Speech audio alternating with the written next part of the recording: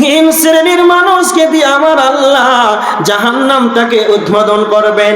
যারা কারি সাহেব, যারা মাওলানা সাহেব, যারা আলিম, যারা মুহাদ্দিস, যারা বক্তা, যারা কারি, যারা হাফেজ, এদেরকে আল্লাহ কিয়ামতের দিন ডাকবে। আল্লাহ তখন বলবে, তুমি তো দুনিয়াতে কারি ছিলে, হাফেজ ছিলে, মাওলানা ছিলে, বক্তা ছিলে, তুমি ওই অনুযায়ী তুমি কি করেছো তুমি বলো। তখন হাফেজ সাহেব বলবে, আল্লাহ আপনি এই ছাত্রদেরকে কোরআন শিক্ষা দিয়েছিলাম। কারি সাহেব বলবেন, আল্লাহ আমি আপনার রানীপুরা ওই এতিমখানা মসজিদের আমি ইমামতি করেছিলাম, আমি ওই মাদ্রাসার কারি ছিলাম। বক্তা তখন বলবে, আল্লাহ আমি ভারত, বাংলাদেশ, পাকিস্তান, দুবাই প্রত্যেকটা রাষ্ট্রে আমি বক্তা দিয়ে বেড়াচ্ছিলাম, আমি দিন প্রচারের কাজে ছিলাম, এইগুলো আমল করেছি।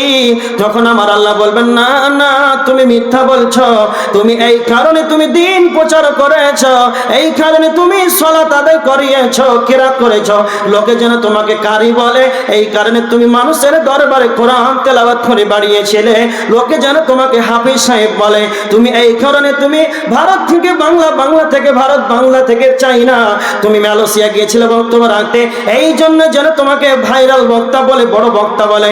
দুনিয়াতে তোমাকে বক্তা বলে নিয়েছে, দুনিয়াতে তোমাকে কারি বলে নিয়েছে, দুনিয়াতে তোমাকে হাফেজ সাহেব বলে নিয়েছে, আলেম মুহাদ্দিস তোমাকে বলে নিয়েছে, দুনিয়াতে তোমার পাওনা তুমি পেয়ে গিয়েছো, দুনিয়াতে তোমার পাওনা তুমি পেয়ে গিয়েছো, তোমার আর আখিরাতে তোমার কোনো মূল্য নাই, তুমি জাহান্নাম চলে যাও। এই লোকটা ইবাদত করে, এই লোকটা কিরাত করে, কোরআন পড়ার পর তার যদি নিয়তটা, ইখলাসটা, খলুসিয়াতটা যদি তাওহীদ না হয়, একাত্মবাদ আল্লাহর জন্য যদি না হয়, এই লোকটা হাফেজ সাহেব হয়ে, কারি হয়ে, আলেম হয়ে তাকে আল্লাহ জাহান্নামটাকে উদ্বোধন করবে। দ্বিতীয় নাম্বার, আমার আল্লাহ ধনত্বশালীকে ডাকবেন, মালদারকে ডাকবেন। আল্লাহ ধনত্বশালীদেরকে ডেকে বলবেন, ওরে মালদার, আমি তোমাকে দুনিয়াতে কোটিপতি বানিয়েছিলাম, ঢাকার বুকে আমি তোমাকে অনপর্যস্ত টাকার মালিক বানিয়েছিলাম, এই টাকা অনুযায়ী এত ধনত্বশালী আমি তোমাকে দুনিয়ার বুকে পাঠিয়েছিলাম, আমার এই ধন সম্পদ নিয়ে, জায়গা জমি নিয়ে, টাকা পয়সা নিয়ে তুমি কি কি কি আমল করেছে তুমি তা দেখিয়ে দাও।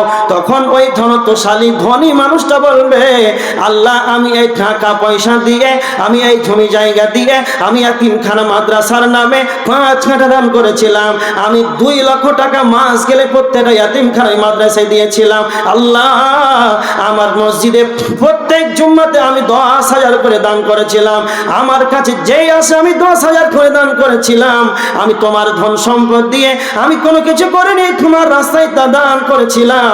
আল্লাহ তখন বলবেন, আব্দুর রহমান রে, তোমার এই ধন সম্পদের টাকায়, আমার ধন সম্পদের টাকায় তুমি দান করেছো, এটা তোমার নিয়ত ছিল, এটাই তোমার পরিকল্পনা ছিল, আমি এতিমখানায় মাদ্রাসায় 1 লক্ষ টাকা দান করব, আর মানুষ আমাকে দানবীর বলবে, মানুষ আমাকে অজস্র টাকার মালিক বলবে, মানুষ আমাকে কোটিপতি বলবে। ওরে আব্দুর রহমান, দুনিয়াতে তোমাকে কোটিপতি বলে নিয়েছে, দুনিয়াতে তোমাকে ধনত্বশালী বলে নিয়েছে, তোমাকে অজস্র টাকার মালিক দুনিয়াতে তোমাকে বলে নিয়েছে, তুমি দুনিয়াতে তা বদলা পেয়ে গিয়েছো, আখিরাতে তোমার আর কিছুই নাই, তুমি এখন জাহান্নামে চলে যাও। তৃতীয় নাম্বার, আল্লাহ শহীদকে ডেকে বলবেন, শহীদ রে, তুমি কেন শহীদ হয়েছো, তুমি কি আমল করেছো? সে বলবে, আল্লাহ একমাত্র আপনার দিনটাকে, আপনার ইসলাম ধর্মকে বাঁচানোর জন্য আমি এত সংগ্রাম করেছি, আমি এত মুভমেন্ট করেছি, আমি আল্লাহ এত কষ্ট করেছি, আমি এত চেষ্টা করেছি সদা সর্বদা আপনার দিনকে,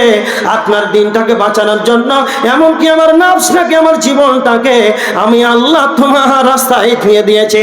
তখন আল্লাহ বলবেন, আব্দুর রহমান, এই জন্য তুমি শহীদ হয়েছ, এই জন্য তুমি আমার রাস্তায় জিহাদ করেছ, লোকে যেন তোমাকে যোদ্ধা বলে, লোকে যেন তোমাকে অনেক বীর বলে, তোমাকে যেন লোক অনেক শক্তিশালী বলে।